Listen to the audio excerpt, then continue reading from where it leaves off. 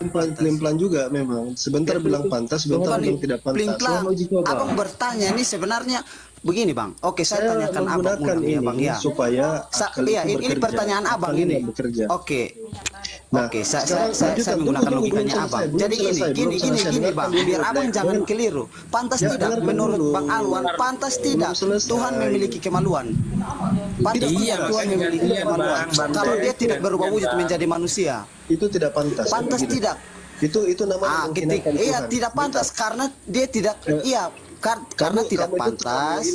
Gini, kemakan doktrin. Makanya kamu memperjuangkan Abang yang kemakan doktrin. Abang menggunakan doktrin Abang itu yang mengatakan Tuhan itu manusia. Tapi gantian dulu, ngobrol. Kayaknya gini loh Bang,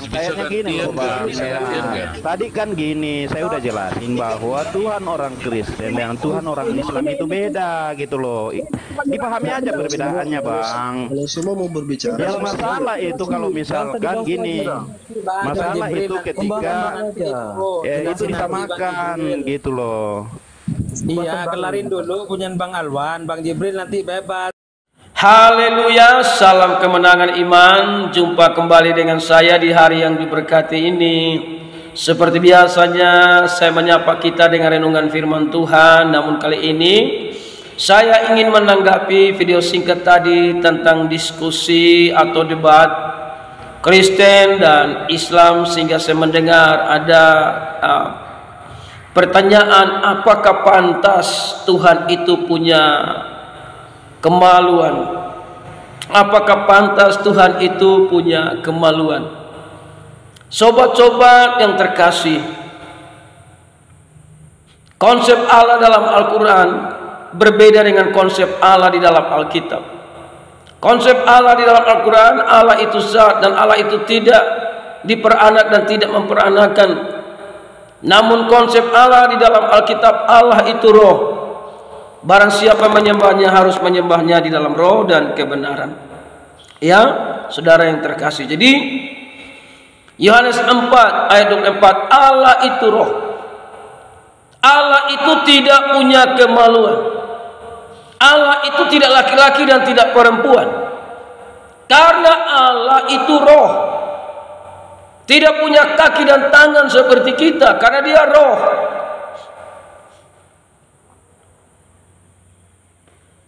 Jadi saudara yang terkasih, Allah itu roh, yaitu disebut Bapa, Firman dan Roh Kudus, 3 tapi 1. Alkitab tidak menuliskan Allah itu jadi manusia. Allah itu tidak bisa dilihat oleh siapapun. Karena Allah itu roh. Makanya dalam 1 Korintus 2 ayat 14, tetapi manusia duniawi tidak menerima apa yang berasal dari roh Allah, karena hal itu baginya adalah suatu kebodohan, dan ia tidak dapat memahaminya, sebab hal itu hanya dapat dinilai secara rohani. Makanya saudara, hamba-hamba Tuhan, para pendeta, para teolog, sebenarnya tidak ada guna kita berdebat. Mau debat sampai kucing keluar tanduk pun tidak akan nyambung dengan agama-agama yang lain. Jadi kalau Kristen dan Islam mau debat, mau diskusi sampai mampus tidak akan ketemu. Karena konsepnya berbeda, satu ke kiri, satu ke kanan. Jadi saudara yang kekasih dalam nama Yesus, itu tidak akan dimengerti selain roh Allah memberikan pengertian bagi mereka yang percaya kepada Yesus. Jadi Alkitab tidak bilang Allah jadi manusia. Yang jadi manusia itu firman. Yohanes 1 ayat 14, firman itu telah menjadi manusia. Firman itu mau jadi apa saja, mau jadi kursi, mau jadi pohon. Kalau dia jadi pohon maka dia perlu air supaya pohon itu hidup.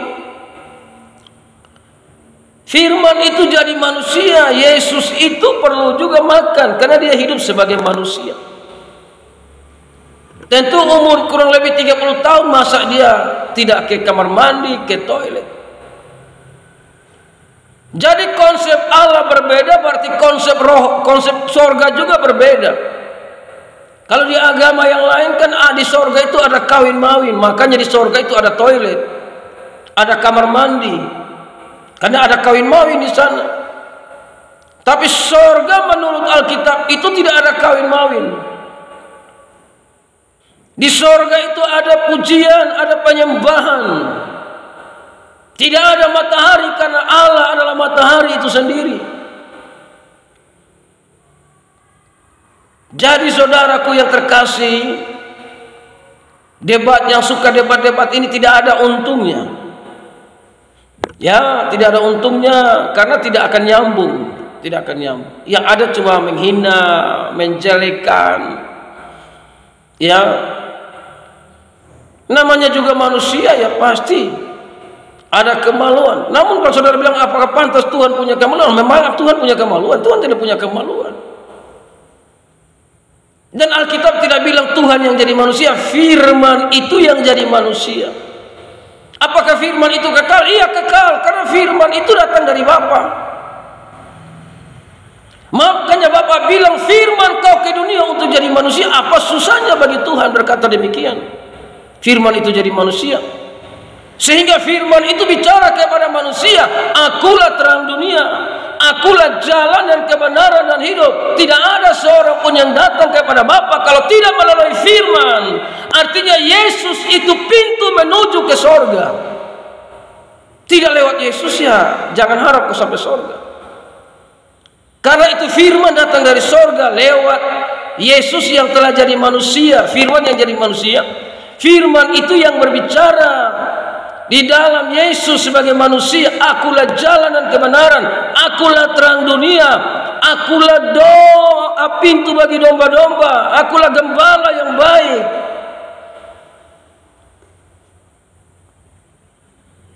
Jadi dari perkataan-perkataan itu kita harus menyembah firman di dalam Yesus, karena firman dan Bapa itu satu. Alkitab tidak menuliskan Allah ada tiga. Alkitab menuliskan Allah itu satu, Bapa, Firman, dan Roh Kudus. Alkitab tidak menjelaskan, tapi Alkitab menyatakan Firman itu kekal, Bapa itu kekal, Roh Kudus itu kekal. Matahari ada cahaya matahari, ada panas matahari. Apakah matahari ada tiga? Matahari cuma satu, dinyatakan dalam tiga bagian cahaya, bagian panas matahari. Cahaya matahari orang bisa melihatnya dari pagi sampai malam. Orang tidak bisa melihat panas matahari, tapi bisa merasakan panasnya matahari. Tidak ada matahari, tidak ada cahaya. Tidak ada cahaya, tidak ada panas. Tidak ada Allah, tidak ada firman. Tidak ada firman, tidak ada Roh Kudus. Bukan berarti ada tiga alat, cuma satu, dinyatakan dalam tiga bagian, yaitu Bapa, firman yang datang ke dalam dunia jadi manusia, dan ketika dia naik, Roh Kudusnya turun untuk menyertai setiap orang yang percaya kepadanya di seluruh dunia. Jadi saudara yang mengatakan Tuhan itu pantas punya kemaluan, saudara tidak memahami konsep Allah di dalam Alkitab. Karena Allah di dalam Alkitab itu, Allah itu roh, tidak punya jenis kelamin apapun. Dia bukan perempuan, dia bukan laki-laki.